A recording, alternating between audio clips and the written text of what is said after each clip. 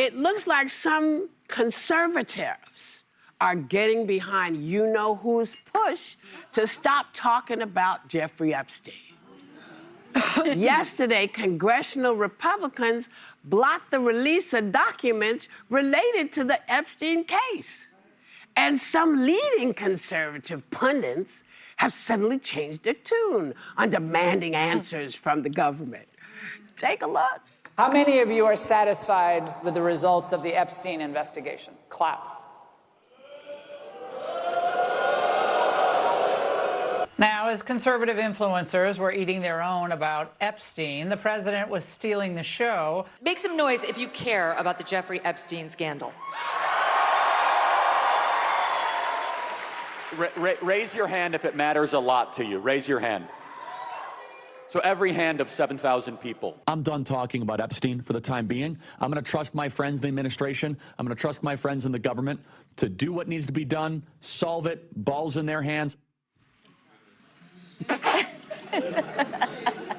Okay. Whatever y'all say. Yeah, you know. Not everyone, however, on the right is falling in line.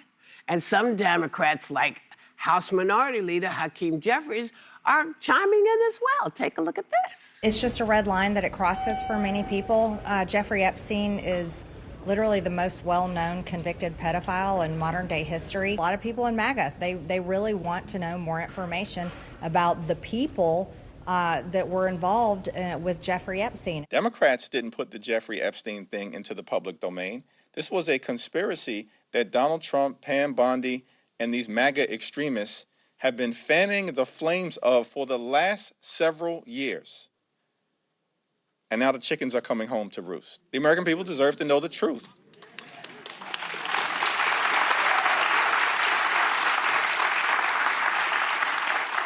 So I guess the question is, you know, what do you think he said to them to make them change their minds? I mean, because we know that he does apply pressure to people when he wants to get things done. He, you know, threatens them with all kinds of stuff. It seems like that's what's going on. He's never threatened me. But I'm just saying it seems interesting that they say one thing and then he says, rah, rah, rah, rah, and then they're like, oh no, you're right. So what do you think he has to do in order to make this go away? And is it gonna go away? So I throw it up to you all. Well, the million-dollar question, will it go away? I do not think it will go away. So Charlie Kirk, who we saw the video of, by the way, that was less than 48 hours apart that he said all 7,000 people raised their hands and he's like, I'm done talking about it. He reportedly got a call from the president. So whatever may have been said, but clearly the White House is reaching out to him, to Fox News hosts and saying, let's not make this a big story. But Fox News is going to Fox News. What I'll be paying attention to is Elon Musk still talking about this to his 100 million plus followers on X? Is he saying he wants to get to the bottom of it?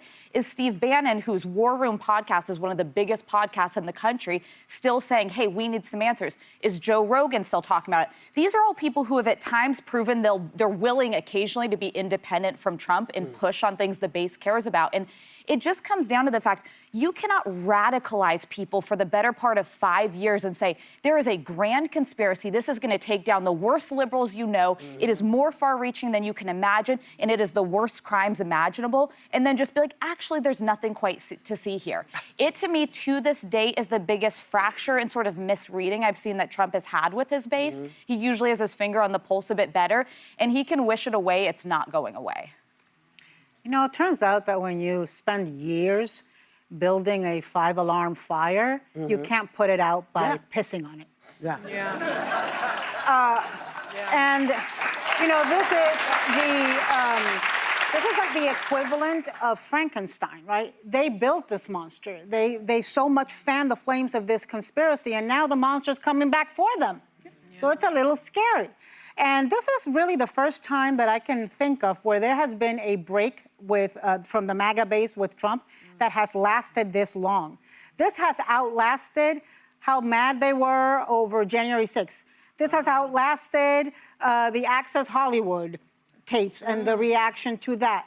The fact that his FEMA failures have had catastrophic effects in Texas. The fact that his big, beautiful law now is going to take away their Medicaid. So this conspiracy that he built is the one that has led to this break. I think it's awfully entertaining. I also want us not to lose focus, though, that this is about girls and women who were raped, harassed, victimized by Jeffrey Epstein, over 1,000 of them.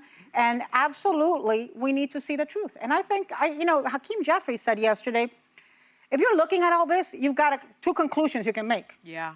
Either there's nothing there and they lied, or there's something there and they're protecting.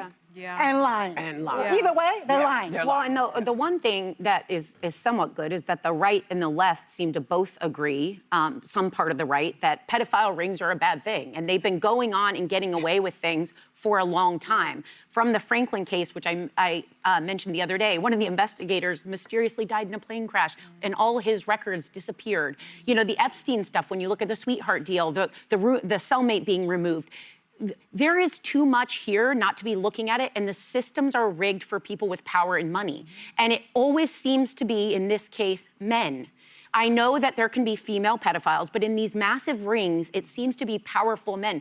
Dennis Hastert, the Speaker of the House, admitted to being a pedophile. Like, we had him in office. There are pedophiles in churches, in police stations, in hospitals, in schools. They're everywhere. And the fact that someone like Epstein, with the most global network of people, got a 13-month deal and was able to commit suicide, something bigger has to be done, and I don't think it will disappear because there were victims of the most vulnerable among us, our kids. Don't forget that the sweetheart deal came from Alex Acosta, who was Trump's labor secretary in the first term. And became the and US when that attorney came in out, Florida. he was the U.S. attorney in Florida when he gave Epstein that sweetheart deal. And when that all came out, thanks to the Miami Herald reporting by Julie K. Brown, when that all came out, he lost his job. So let's see what happens now with Pam Bondi. I don't think she's going to lose her job. But I could care less about, sorry, Alyssa, I care less about the administration and what they're doing. I wish people would focus less on who they want to be on the list, which there isn't a list.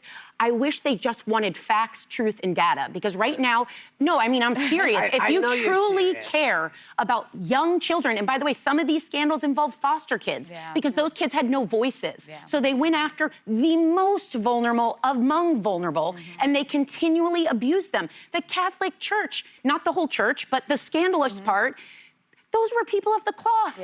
Those are the people you trust more than anything, and yet there were people protecting them. If you are protecting pedophiles, you are as bad as the pedophiles.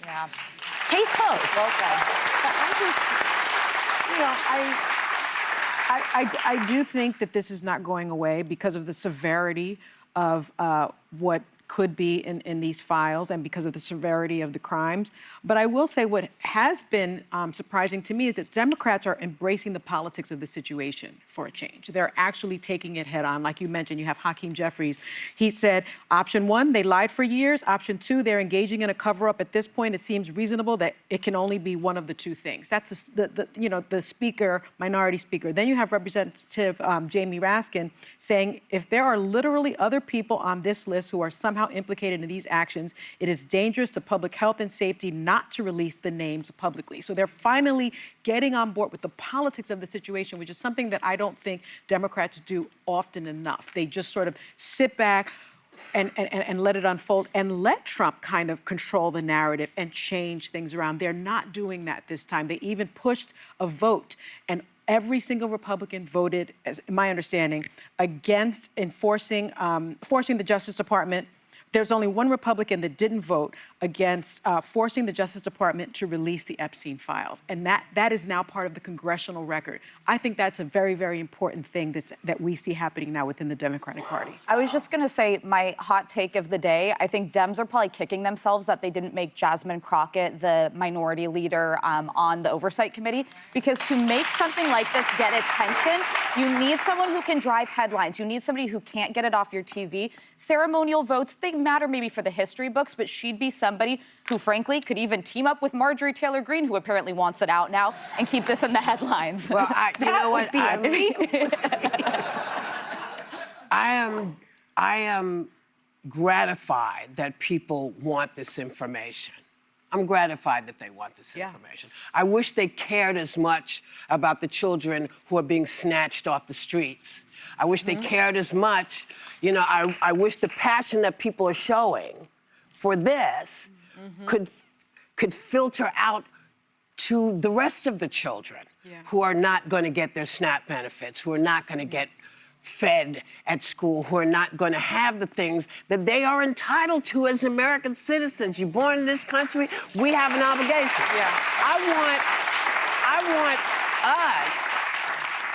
I want us all to pay attention to what's happening and to why it's happening.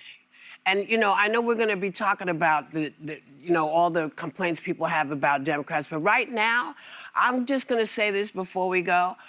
I've seen nothing but Democrats get out into the streets and start marching. Absolutely. I've seen Democrats say, we don't like what's going on. You know who needs to do it more, who needs to be more vocal? Are the people in office. The people in office need to be much more vocal. And for different reasons, which we'll talk about when we come back.